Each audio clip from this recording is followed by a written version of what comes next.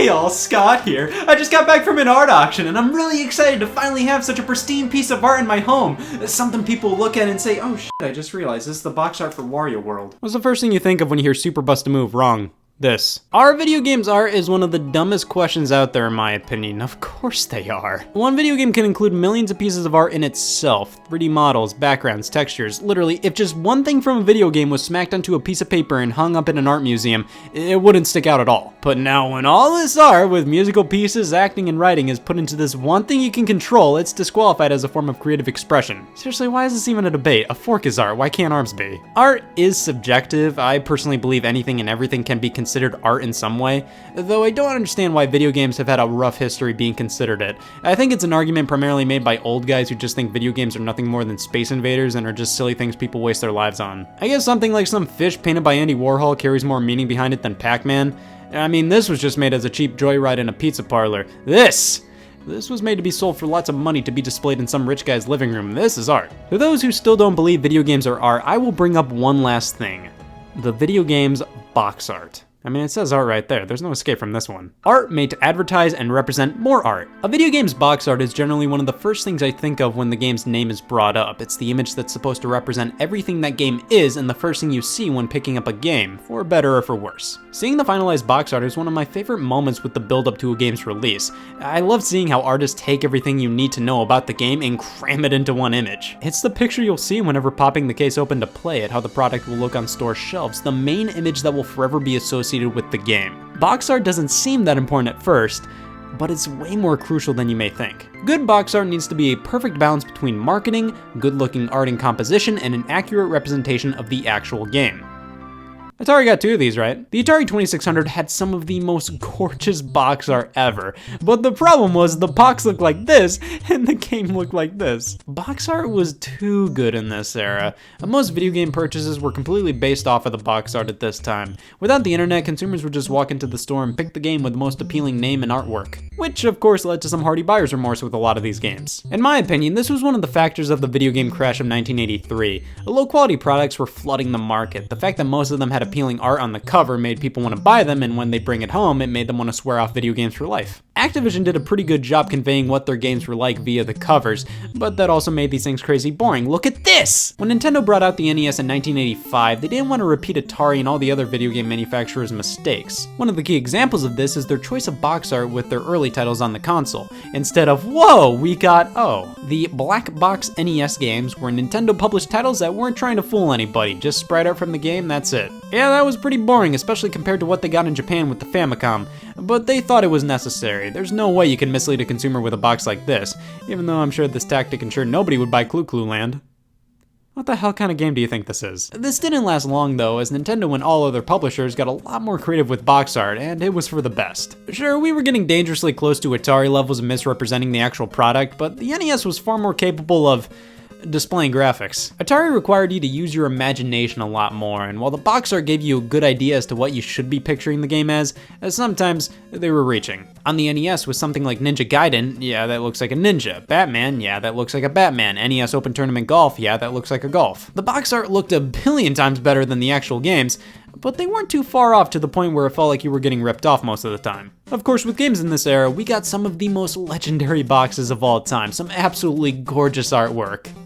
And some very poorly drawn ones, but hey, at least we got all of these. Back then, a shield, a sword, or some magical orb was enough to tell you this is a fantasy adventure game. A lot of the NES box art could be considered either super detailed, well-painted epics, simple cartoon character front and center, or stolen assets. The original Metal Gear cover, ripped right from Terminator. Castlevania 2, this Dungeons & Dragons cover. Contra, Predator. But hey, at least these all look nice. The Sega Master System tried a unique tactic with box art. As one of Nintendo's main competitors in the 8-bit era, right when they started, they decided to give up. It's pretty obvious they were attempting something like what Nintendo did with the black box games, but instead of actual sprite art from the games, they opted for clip art creators to draw one small picture and smack it on graph paper. These boxes have their charm, but for all the wrong reasons. They're not actually good, but it's such an iconic part of the Master System's image here in North America that it's somewhat endearing. And then I look at the boxes other countries got. Please God, explain this. Box art in the early to mid 90s began to become something special. The Sega Genesis and SNES had the capabilities to display graphics even more on par with the actual cover. With these games, it's like the artist took something that happens in the game and made a piece of artwork out of it, instead of drawing what the game was meant to represent like with previous generations of box art. Not only was everything becoming better representations of the actual video game, but the art itself was becoming better and better. There was also the box art for Phalanx. Some of the most iconic SNES and Genesis box art had so many little details crammed into them, while others remain simple and elegant. Sure, some of these are so cheesy it stings nowadays, but they do a good job representing the game, and it's obvious these weren't consumed by marketing strategies and were just following a template to ensure great sales. It felt like an artist was just doing what they thought would look cool. But then 3D games started to become the norm, and because of that, we reach an ugly era of box art. You just squirt a 3D model of a character that doesn't age well onto a cover and bada bing bada boom, we have a box. Box art felt more like a screenshot rather than actual box art. Well, these were kinda cool at the time with 3D really starting to take over. The PS1, early PS2 era of box art definitely wasn't as timeless as I'd want it to be, and really isn't my favorite. A lot of these feel cheap and tacky. You look at box art that was hand-drawn and it's gorgeous, you can feel the passion behind it. For Sonic art, let's just have 3D models of Sonic and friends running instead of the spectacular 2D art.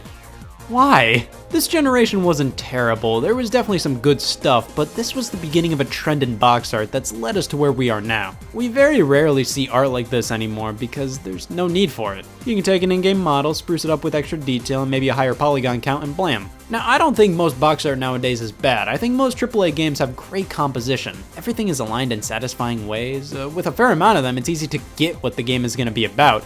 The overall art is well done, but a lot of the soul is gone. Like, you think somebody made BioShock Infinite's cover art and said, yep, I'm proud? Like I said with modern box art, the overall composition is fine.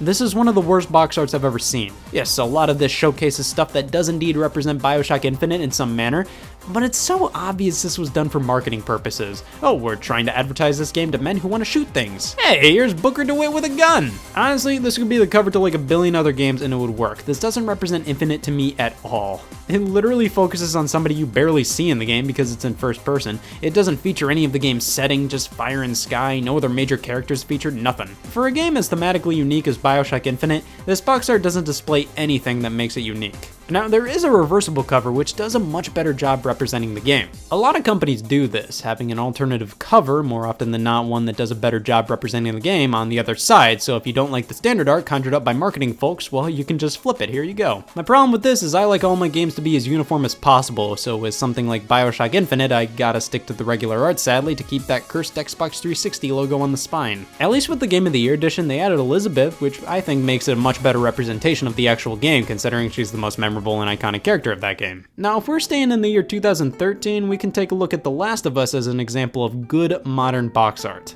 This shows off the dynamic between the characters of Ellie and Joel. Ellie gets top billing with Joel looking back at her, ensuring her safety. This box art tells a story and perfectly represents the final game. Of course, the higher-ups tried to cut Ellie from the box art entirely and make it just about Joel, and thankfully Naughty Dog refused. Actually, I have the original box art for The Last of Us that marketing execs wanted for the game. Oh. With BioShock Infinite being multi-platform and The Last of Us being exclusive to the PS3 at the time, BioShock Infinite did sell more than The Last of Us initially. But how much you want to bet it's because it was on multiple platforms, not because some generic guy with a gun was on the cover? The Last of Us sold 7 million units on the PS3 alone, with Infinite selling around 11 million across everything. I don't think that gap was because of the box art, it was because of console exclusivity. But I'm sure the higher-ups look at those numbers and assume it was all in the box art. Companies seem to be obsessed with having marketable covers. They all seem to push the same exact template for guaranteed high sales, but I think that makes a lot of covers feel completely generic.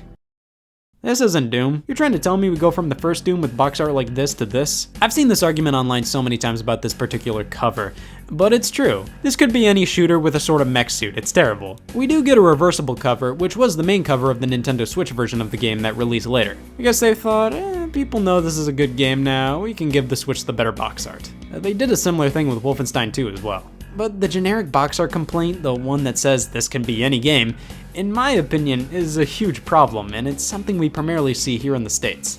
From what I've noticed, while North America can have some great box arts, they seem to be more marketing focused. Japan can get stupid artsy with them, and more times than not, Japan usually gets the better box art out of all territories. And then there's Europe. It's a complete gamble if Europe gets either the Japan art, the North American art, or just whatever the hell they conjure up over there. Box art regional differences are fascinating, one of the more well-known ones being the Kirby series, with North America mostly pissing Kirby off. Japan usually has Kirby being Kirby, happily posing with his friends or just having a good time. I'm sure here Nintendo of America wasn't trying to make Kirby angry, but rather make him look determined, like he's on some epic quest or something. And that way some people will go, oh, he looks cute, and others go, oh, he looks badass. America likes things to be on a huge epic scale, I've noticed. As an example, another great modern cover, The Legend of Zelda Breath of the Wild. This is the perfect box art for this game. Even Link, the central character here, isn't looking at the viewer, he's looking away at the main focus of the game, its world. It's in the title, Breath of the Wild. It gives off the vibe that the world within the game is about to give you the adventure of a lifetime, which is in fact what it does. While Japan had the same art, Europe went for a different take. This doesn't feel like an epic quest, this feels like elf shit. This is still very good art, but I feel like the actual game is more well represented via the North American and Japanese versions. This one, Link isn't even looking at what awaits him, he's looking directly at you. And while you see more of the world in the European cover, the overall tone and color scheme is happy and jovial, which isn't really what I think of with this game. The world is in ruins, you have to save it, which I think comes across more with this one. One of the more notorious regional changes was Eco. You see, this one tells a story. This one tells me what toy I'm gonna get in my Happy Meal. You see what I meant with the PS1 early PS2 era? We got this. Somebody thought this was good. Resident Evil 4 is one I'm sure I'll get flack for here. The European covers across the GameCube, PS2, and Wii are so cool looking. These are terrible in comparison, but I think they do a much better job showcasing the actual game. This is a rare case where this looks better, this would be a great poster, but I think these are better box arts for the game. Let's be honest here, Resident Evil 4, as good as it is, isn't as artsy-fartsy as this cover suggests. Again, this is way better, but this tells you what to expect. North American marketing with video games has always been a lot more loud, wacky, and obnoxious compared to other countries, and while that reached its peak in the 90s and has died down tremendously by now, it still seeps through with modern box art while other regions get beautiful, more simplistic images. Nier Automata's Japanese box art is absolutely gorgeous, while the North American variety looks cheaper and sort of cheesy in comparison. Some designs are so simple that they're oddly beautiful in a way. You feel a sense of pride and confidence with them, like, hey, we don't need art, our game's that good. Like so many of the early Zelda games basically just shouted, yeah, this is a Zelda game, f you. You don't need anything else, just a logo on a golden background. That says something. Final Fantasy did this in Japan with white backgrounds and either beautiful artwork on top or just the logo for the game plus the artwork corresponding with it. This is a beautiful trend if it's kept up with. It makes all these games feel that much more, well, Final Fantasy. But if you do it for just one game, it's sorta lame. I'm sorry, but the Metal Gear Solid box art doesn't feel beautiful to me.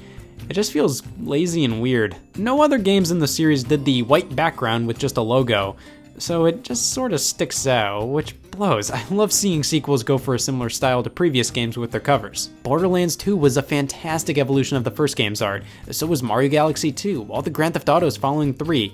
These all feel like they belong together. But then Fallout just kept doing the same thing but with different angles. You know what kind of games have a tough time with box art? Re-releases, and definitely some collections. Like, do you just use the same art as before? Do you spruce it up? Do you do something completely different? And with collections, do you display all the games, have multiple box arts in one box art? Well, some were whipped together in an afternoon in Photoshop, some had some genuine thought and time put into them. Sonic's Ultimate Genesis Collection nails it. It doesn't have to have marketing lingo thrown on there like this number of games included. Sonic's front and center, he grabs your attention and you see all the Genesis title screens in the background. It's obvious what this is from the get-go. You don't need any taglines, you don't even need the title. This image is enough. And then there's Dreamcast Collection. This is just a mishmash of all different kinds of things. Colors, shapes, obsolete video game consoles, text at different angles, Jesus. Re-releases usually go a little more wild with the art compared to the first release, showing off more characters and elements from the game. The first go around they were trying to sell the game to people who didn't know if it was good or not, and now people already know it's worth, so why not do something that looks a bit cooler? Maybe throw a bit of fan service in there. But while some of these are cooler pieces of art, they do lose a lot of the iconic feel or simplicity of the original. Twilight Princess HD just throws a bunch of characters on the cover. It looks fine, but the original will always be the Twilight Princess cover to me. It's not cluttered, it is laser focused on showing how this guy and this wolf are the same person. But then look at the Japanese and European cover for the HD remake. It's literally the original with more shit on it.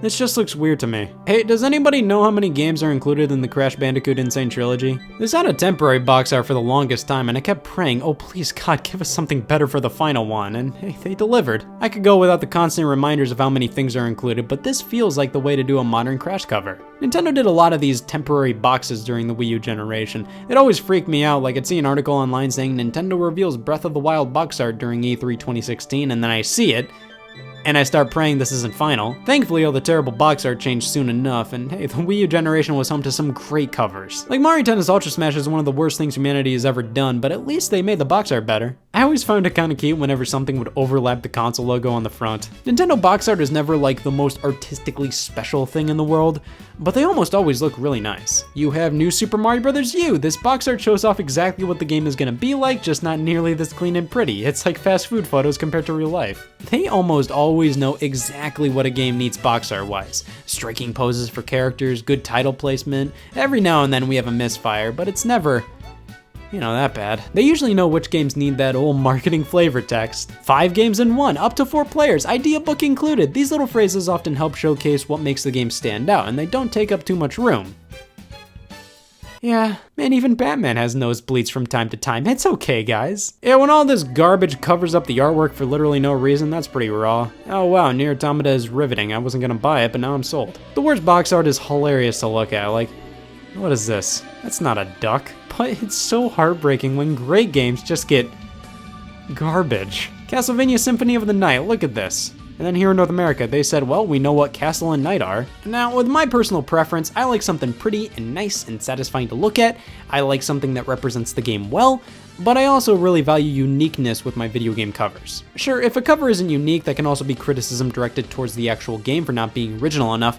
But here's a game that I love with box art I just don't like. One of the most disappointing covers in my opinion is Spider-Man PS4. I finally started playing this game recently. I just beat it. It's amazing, one of my favorite PS4 games. But the fact that this box is literally just Spider-Man on a red background is disappointingly bland and boring. Don't get me wrong, this looks fine, it's nice, but look at Breath of the Wild. A key part of this box art and game is the world.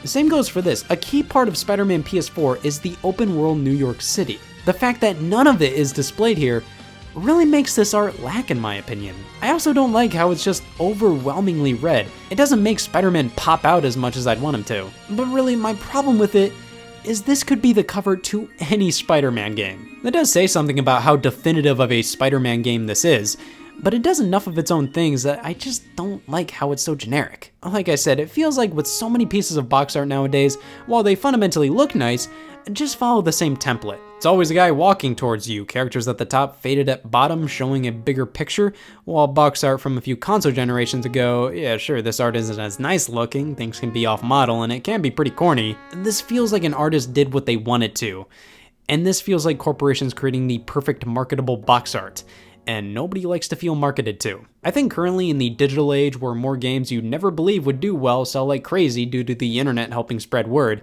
companies are more willing to get creative and we've seen more unique and well done covers that represent their games well. It's great to see. I just hope marketing doesn't start to take over like it did with a few key games. So now that I've proven the validity of video games as art, or at least box art as art, I feel like I can convince anybody to do anything, which is why I'm gonna start this rant against serial killers. Here's a message to all you serial killers out there. Stop!